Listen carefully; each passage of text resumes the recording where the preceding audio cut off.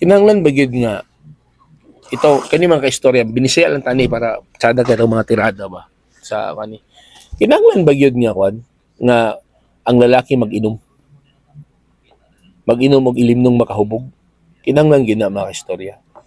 Kaganina man gud sa mong radio program, naglalis mi sa kong co-host nga si Papa Bam. Kaya naman gud nagpagawas og kaligot-got mga kaistorya na katong asawa ga reklamo kay ang iyang bana every payday muli nga hubog. Oo, pero according sa kong kauban nga DJ, normal na daw na sa lalaki gid ang moinom as long as dili huruton ng sweldo.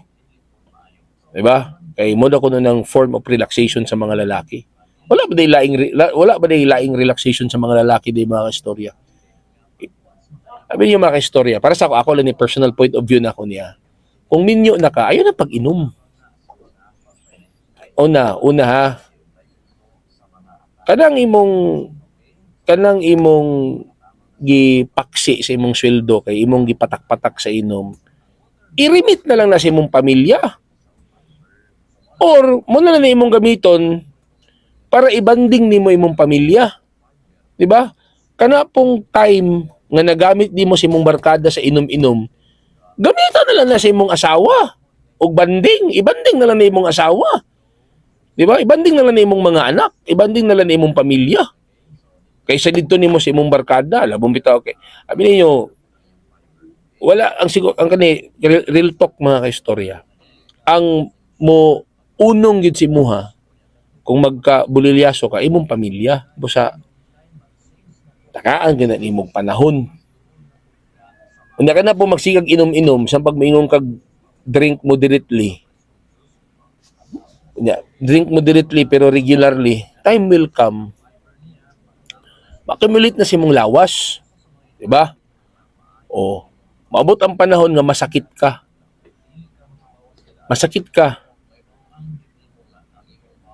Kinsa may mag-atiman sa imo?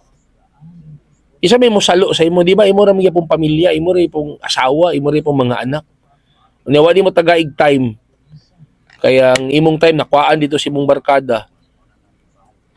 Siguro kung ulitaw pa ka, pareha ni Papa Chubs, maala sa unsay buhaton niya dia. Kay ulitaw pa man siya, di ba? Wala pa may gahulat sa iya sa boarding house, balay niya. Pero pag ninyo nagaling ka, ayaw na pagsigig inom-inom, undangin na. Kanang imong iinom og hubog-hubog nimo, iinom nagkape uban imong wife o magkape-kape mo si imong wife. Di ba? Istorya mo na og kana mga plano sa kinabuhi. O banon nimo imong mga anak.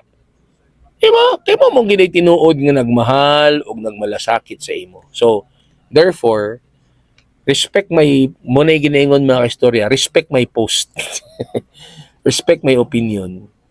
Akong prinsipyo karon. Kay minyo naman ta. Focus na ta sa tong pamilya. Mayong kag mag-relax. Ngano di ka ma-relax kung imong kauban imong pamilya. Di ba? Ano man na mayong ka nga, ginanglan naman gipunta mag-uban-uban sa barkada para ma-relax. Ano din na imong pamilya day, unsa din na stress, pressure din na sila. Unsa na di imong ubanon day ko para mag-relax mo. Di ba? Sila imong tagaag time. O ibutang nimo sa inom-inom ninyo mo paksi ka og 200 patak kada bulan ay kada semana times 4 weeks pila na 800. Kung imo nang itigom in 1 year pila na 8,000 na. Di ba nakatigom pa ka para sa imong family. Di ba? Real talk ba?